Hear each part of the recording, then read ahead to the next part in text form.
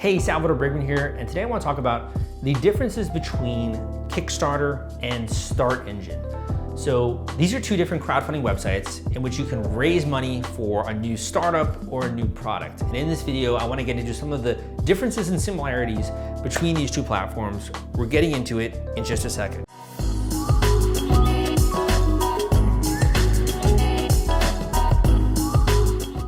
So again, my name is Sal, and I really want to dial into some of the pros and the cons and just kind of compare these two platforms, right? Because I think that equity crowdfunding and StartEngine is becoming much more popular, and so become more popular in the next 2 to 3 years as well. And Kickstarter obviously is a household name, and it's already super popular. So if you're just now thinking of using crowdfunding as a way to get funding for your business or to get funding for a new product line that you're creating, you might wonder, like, which one should I spend more time learning about, right? You got a lot of great videos out there, Sal. What should I dive into, right? So first of all, these are in some ways apple to orange comparisons, but there are some similarities. So first I want to talk a little bit about the differences, and then we're going to get into some of the similarities, and then I'm going to have a recommendation as to what I think is best for you based on the type of business you have, based on the resources you have, and what you're trying to accomplish, essentially. So the first biggest difference is that with StartEngine, most campaigns are doing what's called a regulation crowdfunding raise. And now because of the new SEC regulations, you can actually raise upwards of $5 million under regulation crowdfunding. And basically what this is, it's kind of like an initial public offering, except it's not as big. You know, if you're doing an initial public offering, you might be selling like $1 billion worth of shares if you're Airbnb or like one of these big companies, right? With these, you're a really small startup company, and you're doing a equity crowdfunding raise, maybe a Series A or a Series B raise, and rather than just having that be offered to traditional investors, accredited investors, you know, a small fund, something like that, you're actually broadcasting this worldwide via Facebook and the internet to anyone who wants to become an investor in your company. Now, why would you want to do that? Well, so when you're going against traditional angel investors, they're probably writing, you know, a $100,000 or $50,000 check into your company. With smaller micro investors, retail investors, they're probably investing closer to $1,000, maybe $500. So you can actually collect a lot of investments and have people that are enthusiasts for your brand, they're evangelists for your brand, that are talking about your product and your service via social media. So it's not only just you're raising money, it's you're raising money and you get a whole tribe of people that you're attracting behind that fundraising campaign who then also become evangelists for the company and maybe even lend someone who can help, when it comes to their skills and their abilities, they can maybe help the company in some way. You never know. You know, it's almost like networking in that way as well. Also, you're raising a bunch of capital. So the cool thing about StartEngine is that you can use the website or the platform in this way. So you can raise capital using regulation crowdfunding, number one. Number two, you can broadcast that. So you can market this campaign under the exemptions for regulation crowdfunding. You can actually do what's called general solicitation, where you're doing marketing campaign and you're letting everyone know about this.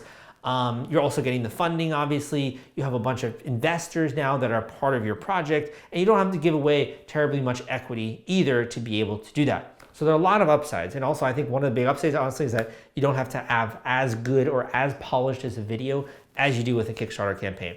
So you're giving away equity. Think of it as Kickstarter for equity, right? And you're getting a bunch of investors. How does that compare to a Kickstarter? Well, with a Kickstarter, number one, you are not giving away equity. It's basically a pre-order for your product.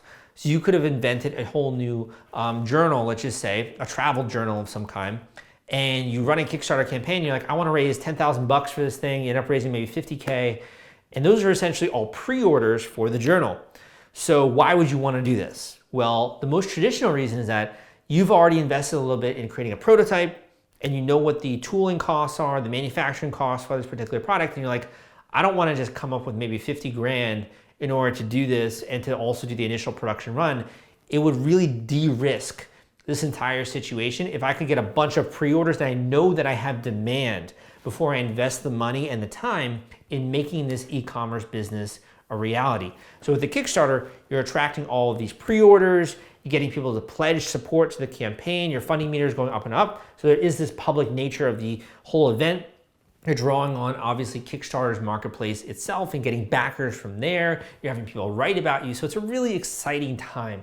And the coolest thing is that at the end of that process, you have a bunch of early adopter customers who are going to get the product in the mail, who can then give you feedback on the product, who can tell you what sucks and what's great about it, right? They can post on social media. And you can also then do things with that database. Like you can create, for example, lookalike audiences on Facebook to improve your Facebook advertising. You can then maybe transition to starting a Shopify store or going to Indiegogo in demand or doing another Kickstarter campaign. So you think Kickstarter, think pre-order. When you do a Start Engine, you can offer a pre-order, right? But more traditionally, it's basically used for investment. And people might get, a version of the product. So that, to me, that's a huge difference because as a founder, you have to decide, are you interested in bringing in investment capital? And also, are you willing to give away a little bit of the company in order to do that? The second thing that's, I think, really important when it comes to this is understanding what are the requirements of the two, right? So it depends on how much you're raising under regulation crowdfunding, but up to 107,000, you basically just need to have the CEO certify the financials. When you get into higher numbers, you need to have a third-party accountant audit your financials, which is a little bit of money, and you maybe have to have a little bit of help when it comes to a lawyer just looking over some of your stuff. But there are a lot of templates that these platforms like StartEngine now have available to you. Another big thing is that you can decide how you spend the money, right? So let's just say you raise $500,000 on StartEngine for your company. You then get that check. StartEngine does have a marketing program, so they might bill you depending on if you sign up for that. And they also obviously have their fees and this kind of stuff. But after that, you then have a chunk of money, which you can then do things like you can purchase equipment and inventory. You could plow that into human capital and expanding your business and bringing on more employees. You could put that all into advertising and blowing up the number of leads that you have to your business or the sales that you're making in your online store. You could put all that money into creating the wireframes and then executing on that and making a software application or expanding the software application that you already have, creating an iPhone app, etc. So you can decide what you want to do with that money as long as you're keeping it in the business and reinvesting, right? So there's a lot of flexibility with that. However, with a Kickstarter campaign, aside from the profit margin, most of the money is going into the cost of goods, right? So if you think about it, you have revenue, right? And then you have the actual cost of goods. And then you have gross profit. So you think of it as it's the gross profit that's left over. Then you can, if you're familiar with accounting, then you can put that money into things like hiring more people, buying better software, hiring people maybe to improve the look and feel, the design of the product, or the packaging, etc. So you can take that gross profit after the cost of goods sold, and you can then put that back into the company, right? Or you can decide to distribute that if you want to the shareholders. So let's just say that you don't have any employees, it's mainly you, right? And you maybe have some freelancers helping you out. You can then decide after everything is said and done, after your operating profit, that you can then distribute that to you or to the people that own the business. I would not recommend that if you're just getting started. This is also a mistake that I've made in my career, where it's like you start making really good money and then you start taking out, profit from the company. But the problem with that is then the company doesn't grow as quickly, right? So if you can actually leave the operating profit in the company, or the net profit in the company after all of this, taxes and all that kind of stuff, then it's going to allow you to invest back in marketing and ads and better design and better website, etc. And you can really grow and fuel the growth of your company that way. So to me, these are really big differences in how you can use the money, right? The next thing is obligations. So when it comes to StartEngine versus Kickstarter, the obligations that you have as a fiduciary duty that you basically have to the shareholders. And really reporting, right? And making sure that you're telling the people what's happening. And you also need to have some kind of an exit plan. So you could state, I just want to distribute the dividends to the shareholders of the company. Or you could say, I think that we're eventually going to be acquired or we're going to go IPO. And these are kind of the routes that we want to go. We're going to have future fundraising rounds. This is the plan.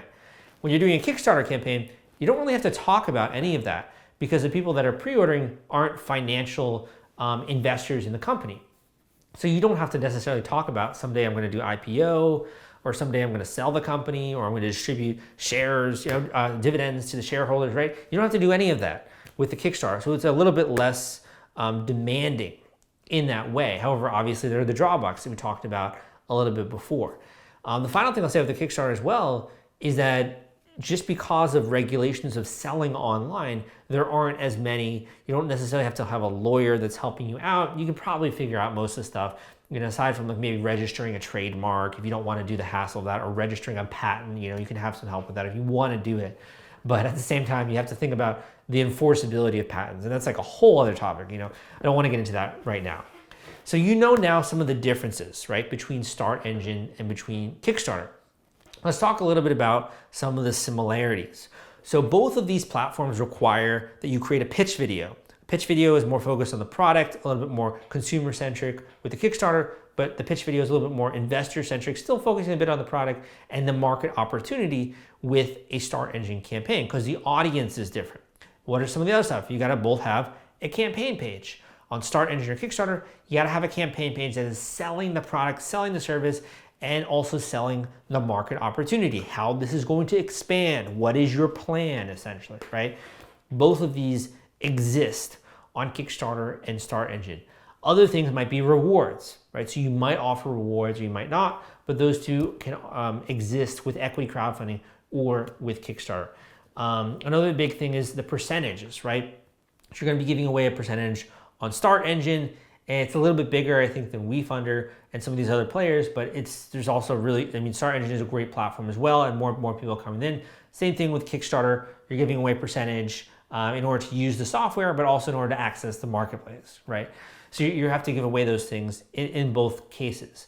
Another thing would be the marketing campaign, right? So there is a little bit of a difference here, because with a Kickstarter, one of the most prominent pieces of the Kickstarter launch formula, the book that I wrote that's available on Audible and Amazon, is the fact that you need to do a pre-launch, right? And the pre-launch is about gathering emails and doing social media and getting hype before you go live. So you can have this base of an audience you can market to, you can create other audiences off of in the future. And it really gives you that social proof, right? With StartEngine, it's a little different. It's a little different because until you file your Form C with the SEC, that basically states that you're raising money and like these are the terms and like all that kind of stuff. You can't condition the market in any way, at least according to the rules as they're written right now. Now, conditioning the market basically is fancy finance terms for saying that you're going to be raising money. So you can't be like, we're going to be launching a StartEngine campaign on this date. Make sure you sign up for the email list, guys, because we're going to be going live with some great terms, right? You can't say that. You cannot condition the market with an equity crowdfunding campaign until you file your Form C. What you can do, asterisk, right, is you can engage in general business activities. What does that mean? Right? That means you can market and advertise your services and the business itself as you would normally. So that's very vague language, 100% vague. You can basically advertise your business. You can advertise on Facebook, you can market your company, but you can't mention the fact that you're going to be doing a regulation crowdfunding raise. Otherwise, that breaks the rules there. So you can't technically do the same type of pre-launch, we'll just say, as a Kickstarter campaign as when you're doing a StartEngine. However, it is important to have a lead investor. It is important to have people who are interested in the company, because then they can transition into investors, right? And the more they believe your vision, the management team, the problem that you're solving, the solution that you've developed, and your plan leading to market, the more willing that they're going to become an investor in your company. Because think about it, if you could get into Tesla or Airbnb or any of these major startups at a very early stage, in Uber, if you were an initial investor in Uber, it almost doesn't even matter how much you invest in. You would still have a massive upside with any of these companies, just because the nature of how startups work is that they grow at exponential speed and continue to grow and grow. And if you own even a small portion of that, that can be just a game changer for you and your lifestyle and your financial health in the future. So these are some of the pros and the cons and some of the similarities and differences between Kickstarter and between StartEngine.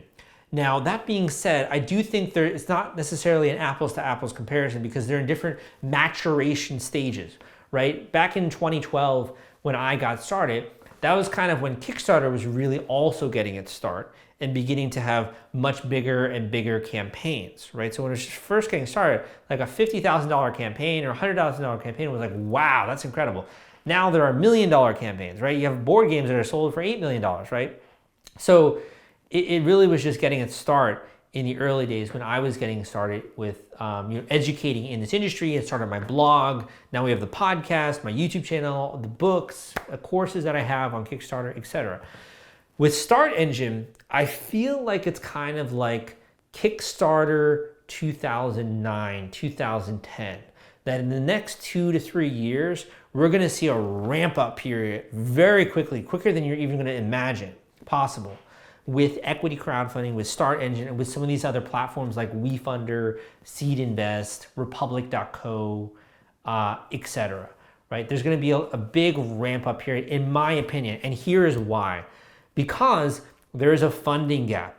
You know, people that are angel investors and like micro VCs are kind of shying away during this time. So the actual seed amounts, let's just say upwards of until $1 million and between 0 to 5 million, it's kind of an awkward phase when it comes to raising money for startups. And if you were a startup company and you had a really good idea and you had a good execution team, but you couldn't, for whatever reason, get investor capital because maybe the markets were just kind of drying up for the private capital markets, right? And you just didn't know the right people, the idea would die, the business would die. Now it doesn't have to.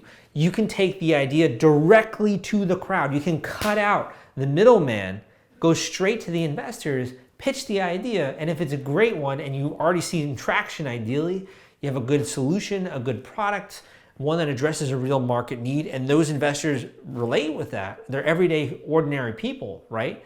They're going to work, they're going to a job. If they can identify the use case for your product, they can invest in you, and all of a sudden you have the funding that you need to be able to plow ahead to the Series B, Series C rounds, where maybe then you're raising $20 million, right, for this company and the startup. So to me, it really addresses a funding gap that I notice with early stage startups, where they're working really scrappy, really hard. And if they can get past these gatekeepers who are saying, yes, we'll fund you, no, we won't fund you. If you can get past those gatekeepers and go directly to the source, which is your potential customers and those investors, then you can get funded. So it's very, very exciting times, we'll put it that way.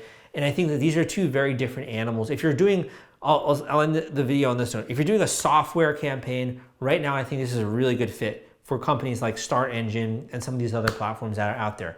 If you're doing a product retail kind of campaign where you're selling like a physical product and you have a prototype and you need money basically to do the tooling and the initial capital for the initial production run, I think Kickstarter is still a really good fit for that. If you're a bit later stage and you have a more intensive product, for example, you've created like a kiosk where you can sell products in the airport, or you can sell them in a football stadium or something like that. You can sell like, I don't know, iPhones and stuff and tech gear from this kiosk.